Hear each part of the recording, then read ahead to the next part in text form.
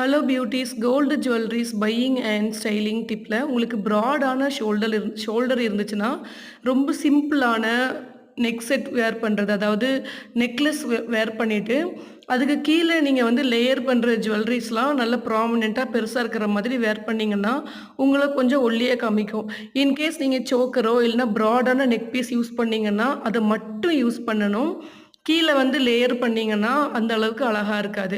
அதே மாதிரி நீங்க லேயர் பண்ணும்போது, அளவுக்கு அதிகமா லேயர் பண்ணி ஒரு டிசைனுக்கு மேல ஒரு டிசைன் போட்டு இது பண்ணா அந்த அளவுக்கு நீட்டா ஃபினிஷிங்கா இருக்காது.